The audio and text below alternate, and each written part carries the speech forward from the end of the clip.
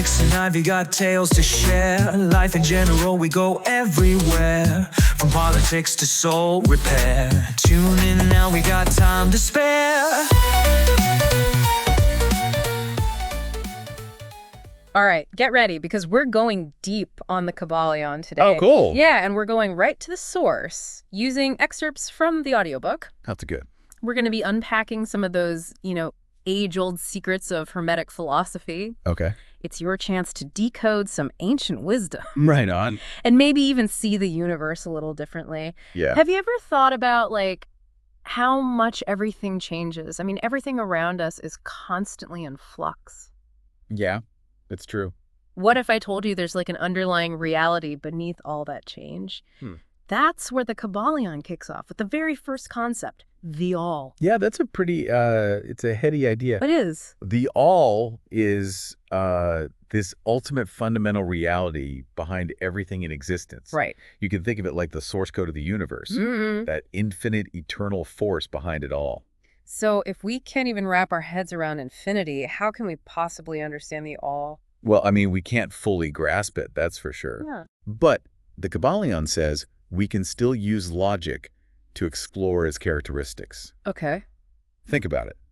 Nothing can exist outside of the all, right? Yeah. The all, logically, has to be infinite and eternal. Makes sense. Yeah. It's funny. The idea of the all makes me think of those moments when you get so lost in your own thoughts that the world around you kind of fades away. It's like you're creating your own little universe in your mind. Yeah, that's a great analogy. Yeah. Yeah, because the Kybalion actually proposes that the entire universe is a mental creation of the all, Okay. existing within its infinite mind. Whoa. It's a mind-blowing concept Got called it. the mental universe.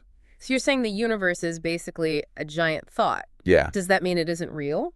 Well, that's where things get really interesting. Okay. The Kybalion says that from the perspective of the all, the universe might be seen as an illusion, Okay. like a dream even. Right. But for us, the finite beings experiencing it, it's very real, and we have to treat it as such. So it's all about perspective. Yeah. We know a table is made up of tiny particles, but we still bump into it. Right. Acknowledging a deeper reality doesn't negate our experience. Exactly. Okay. And that leads us to a more practical part of the Kybalion, Okay. the 7 Hermetic principles. Okay, cool. These are like keys to unlocking and navigating this mental universe. So these principles are how we understand and work with this reality, even if it is a mental one. Yes, and what's fascinating is the Kybalion doesn't just present these principles as abstract ideas. Right. It really emphasizes how you can actually use them in your life. Oh, all right, let's dive into those. Yeah. What's the first one? Well, first up is mentalism. Okay. What's that all about? Well, mentalism is the foundation. It states that all is mind. Okay. So think about the implications. If the universe is fundamentally mental, then your thoughts have power. Oh, wow. They can shape your reality. So is it like the saying, you create your own reality? Right. Well, it's not quite as simple as that. Right. But mentalism highlights how connected your thoughts are to what you experience. Your thoughts are a powerful force. Okay, I'm starting to see where this is going. Yeah. What's the next principle? Next, we have correspondence. Okay. It's the idea that patterns repeat across different levels of existence. Okay. As above, so below, as the saying goes. So if we understand how something works on a smaller scale, we can understand how it works on a larger scale. Precisely. And vice versa. Think about how scientists study atoms to understand the universe. Right. Or how patterns in nature reflect mathematical principles. It's all connected. This is making me look at the world a little differently already. Great. What's next? Next up is vibration. Oh. And this one's really fascinating. Okay. It states that nothing rests, everything is in constant motion, vibrating at different frequencies. Okay. Even things that appear solid are made up of particles vibrating super fast. Oh. And these different vibrations create different forms of matter, energy, and even mental states. Hold on. Are you saying our thoughts actually vibrate? Like they have their own frequency? Exactly. Yeah. And different emotions have different frequencies too. Think about it. You can practically feel the energy shift in a room when someone walks in feeling angry or joyful. Right. That's vibration in action. Okay. I'm starting to get it. Good. So if everything is vibrating, does that mean we can actually change our vibration? That's where the next principle comes in. Polarity. Okay. This principle states that everything has its opposite, but those opposites are really just extremes on a spectrum. Right. And this opens up the possibility of changing one state into another. Okay. This is where mental transmutation comes into play. Wait, hold on a minute. Are you saying we can change our thoughts and emotions like changing channels on a radio? How does that even work? Let's imagine you're feeling anxious about a presentation. Instead of letting that anxiety consume you, you can use the principle of polarity to shift your focus towards its opposite. Oh. Confidence and calmness. Right. It's not about denying the anxiety, Okay. but consciously choosing to focus on its polar opposite. So it's like choosing to see the glass half full instead of half empty. That's a great way to put it. Okay. And the more you practice this mental shifting, the more natural it becomes. It's like exercising a mental muscle. Gotcha. Yeah. This is making me think about how we're constantly bombarded with information and influences from the outside world. Does that play into these principles at all? It absolutely does. Okay. And that brings us to the principle of rhythm. Gotcha. Everything in the universe flows in cycles. You're right. High tide, low tide, day, night. Yep. There's this natural ebb and flow. Yeah. And understanding this rhythm can really help you ride the waves of life. You know, I've definitely had times in my life where I got so caught up in the highs or lows that I kind of forgot about that natural rhythm. It's like I was resisting the inevitable flow. We've all been there. Yeah. The key is to recognize that both the highs and lows are temporary, Sure. and to find a way to flow with that natural rhythm instead of fighting against it. Okay. Yeah. So we've got mentalism, correspondence, vibration, polarity, and rhythm. Right. What are we missing? We still have cause and effect, Okay. which states that nothing happens randomly. Right. Every effect has a cause. Sure. But the Kybalion suggests that we can actually become causers Okay. instead of just being affected And how to do that? by understanding these higher laws. So it's like taking control of the steering wheel instead of just being a passenger. Exactly. Okay. Instead of just reacting to external forces, you can learn to understand and use these principles to consciously create the effects you desire. Right. It's about taking ownership of your reality. Okay, this is starting to get really empowering. Yeah, I'm seeing how these principles can actually change how you approach life. that's great. What's the last principle? The final principle is gender. Oh. And it's often misunderstood. Oh, right. It's not about biological sex. Okay. Instead, it's about the creative forces Okay. that are necessary for everything to manifest. Right. Think of it as the masculine and feminine principles working in harmony. So what do those principles look like in action?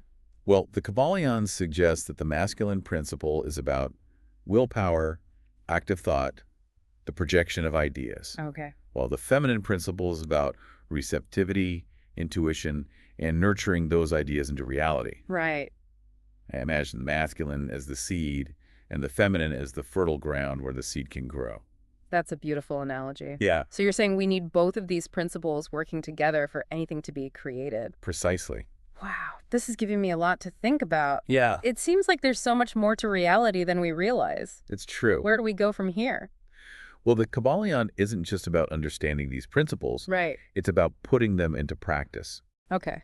especially through mental transmutation. All right. So how do we actually do mental transmutation? It still sounds pretty mystical to me. It might sound that way, but it's rooted in practice and technique. Okay. Let's explore that in the next part of our deep dive. Okay, sounds good. Okay, I'm ready to unpack this mental transmutation thing. Okay. How do we go from understanding these principles to actually using them Right. to change our mental states? One of the most powerful tools the Kybalion gives you is the principle of polarity. Remember, every mental state has its opposite. Right. So if you're feeling down, instead of dwelling in that negativity, Yeah. you can consciously shift your focus toward its polar opposite. Okay. Maybe it's joy, gratitude, or a sense of peace. So instead of trying to force those negative feelings away, you're basically acknowledging them and then choosing to focus on their positive counterpart. Exactly. Okay. And the more you practice this mental shifting, Yeah. the more natural it becomes. Yeah. It's like building a mental muscle. Okay. You're training your mind to vibrate at a higher frequency. So by consistently choosing those higher vibrations, we're essentially transforming our experience of reality. That's the core idea. Okay. The Kybalion suggests that we have much more control over our thoughts and emotions than we realize. Right.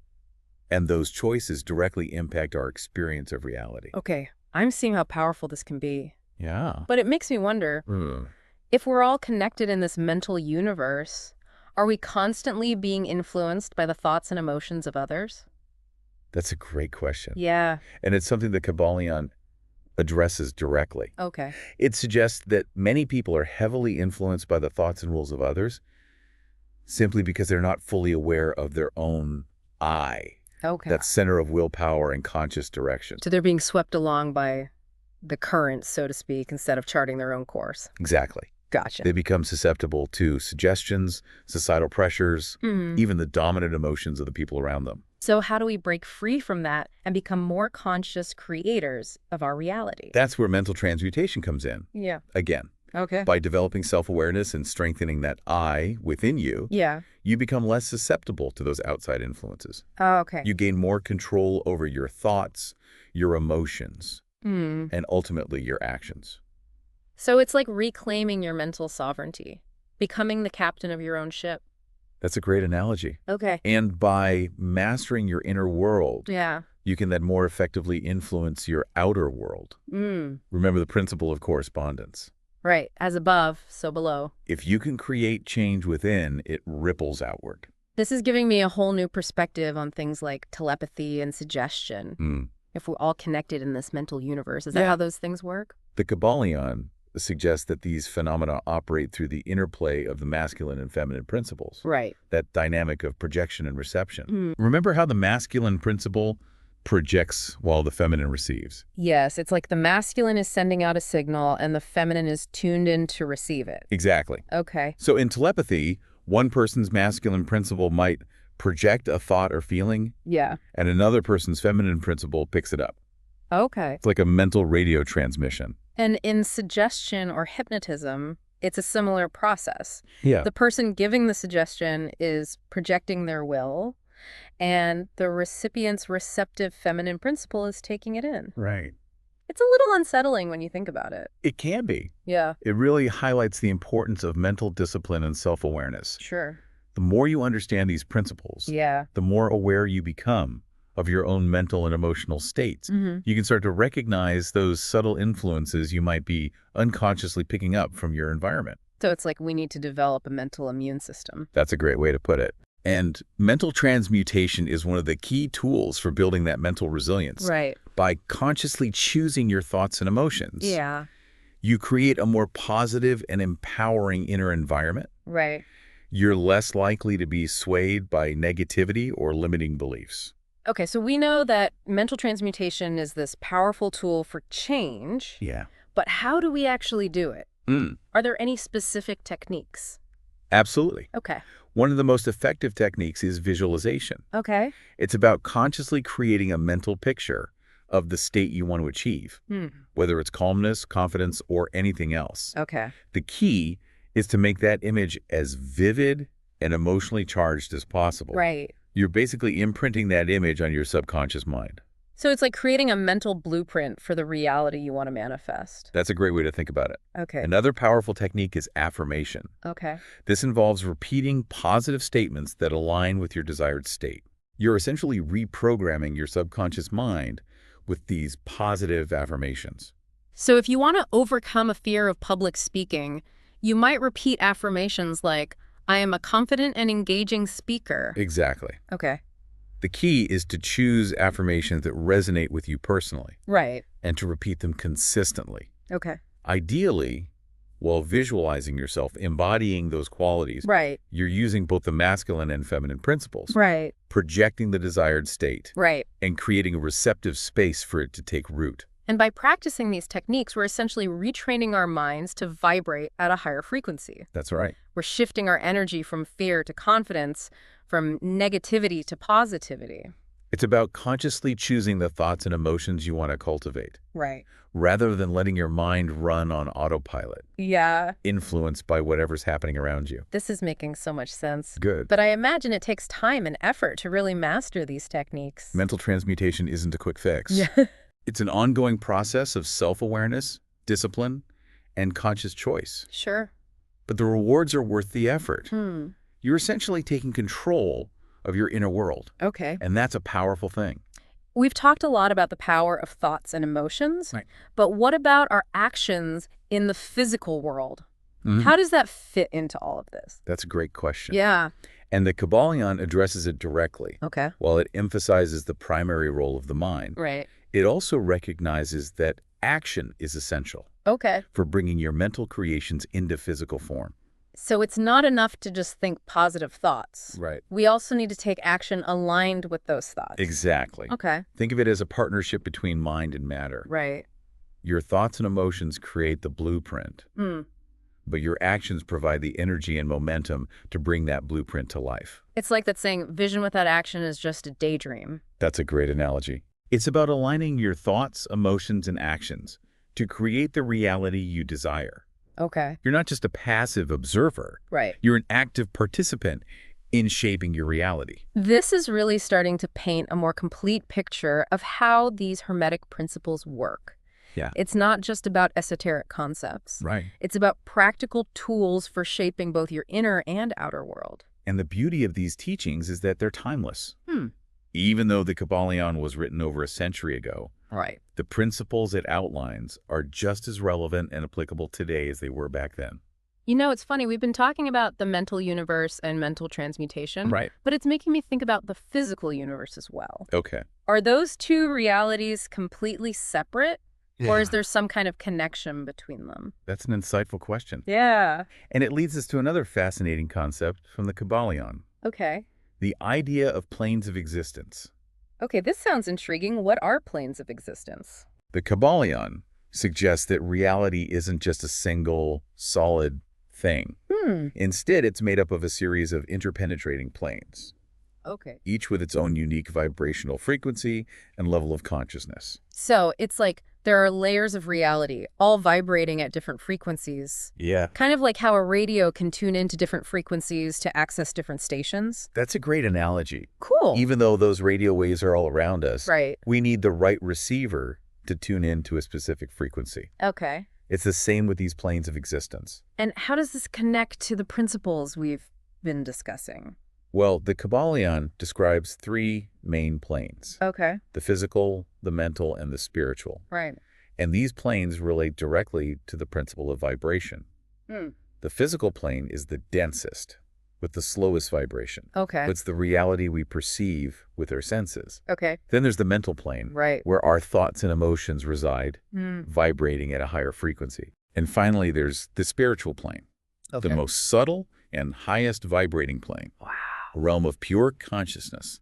So we're basically existing on all of these planes simultaneously. Exactly. But we're most aware of the physical plane because it's the densest and most tangible. But the Kybalion suggests that we can learn to access and experience these other planes through various mental and spiritual practices.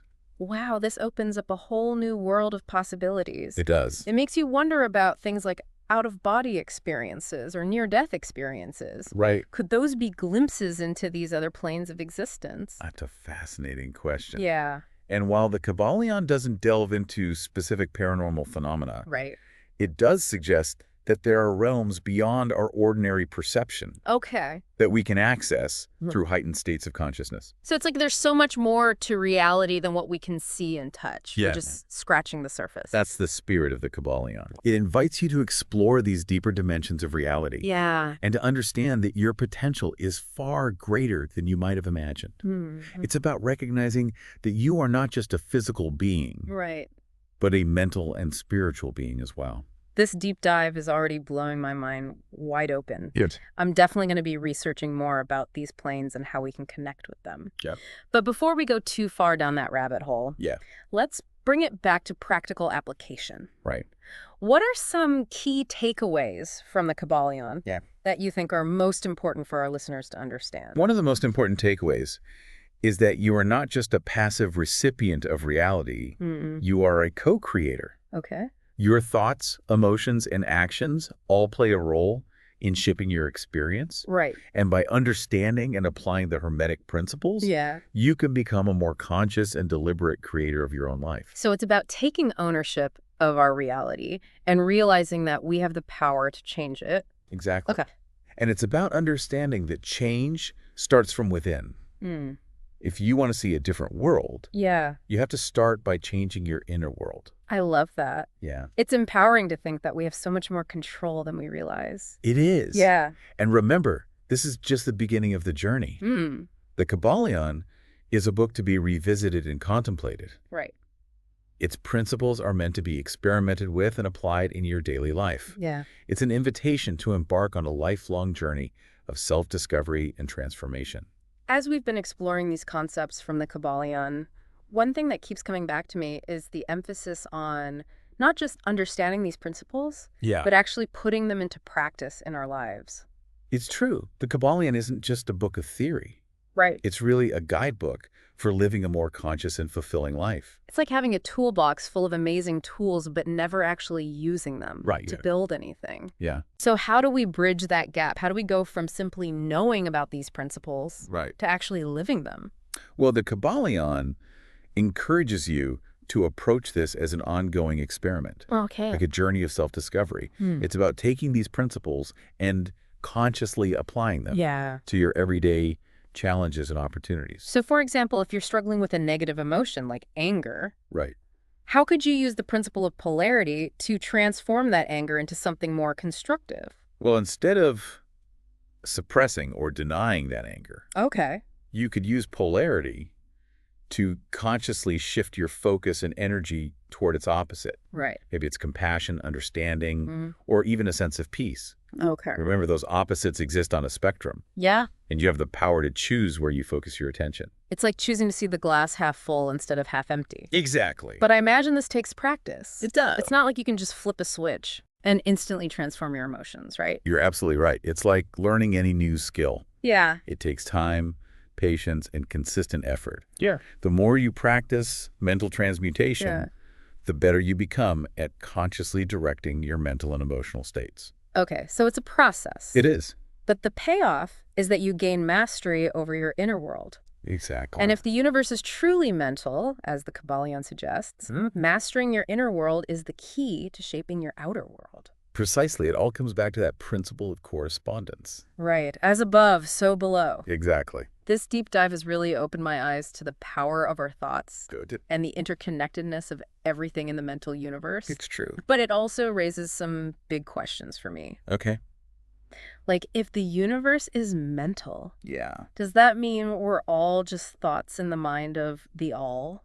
That's a question that has intrigued philosophers and mystics for centuries. It has. And while the Kybalion doesn't offer a definitive answer, it does provide some thought-provoking perspectives. Like the principle of correspondence again, right?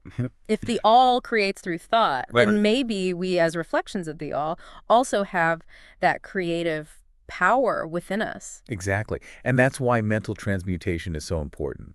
It's about aligning your thoughts and emotions with the reality you want to create. Right. If you're constantly dwelling in negativity, fear, and limitation, you're likely to experience more of that in your life. But if we can shift our vibration to a higher frequency, focusing on love, joy, and gratitude, then we can start to manifest a more positive and fulfilling reality. That's the essence of it. Okay. And it's not just about your personal life. Right. Think about the collective consciousness. Yeah. If enough of us can raise our vibration, we can collectively create a more harmonious and enlightened world. It's like the idea of changing the world one thought at a time takes on a whole new meaning. It does. It's not just a feel-good saying. It's like a reflection of a powerful universal principle. And it highlights the incredible responsibility we each have as co-creators of reality. Yeah. Your thoughts and actions have an impact, not just on your own life, but on the world around you. This deep dive into the Kybalion has been truly transformative. Yeah. It's given me a new framework for understanding the power of my own mind and the infinite possibilities that lie within. That's great. But it's also made me realize this is just the beginning of the journey. The Kybalion is a book to be revisited and pondered over time. Yeah. Its principles are meant to be experimented with and applied in your daily life. It's an invitation to embark on a lifelong journey of self-discovery and transformation. I know I'm going to be spending a lot of time reflecting on these principles and exploring how I can integrate them more fully into my life. Yeah. And I encourage you to do the same. Absolutely. Take these ideas, play with them, see how they resonate with you. Remember, the journey itself is just as important as the destination. Embrace the process of self-discovery. Yeah. And allow the wisdom of the Kybalion to guide you on your path. Thanks for joining us for this deep dive into the Kybalion. Yeah, thanks for listening. We hope you've gained some valuable insights and inspiration along the way. Absolutely. And remember, the exploration doesn't end here. Right. Keep questioning, keep learning, and keep expanding your awareness until next time.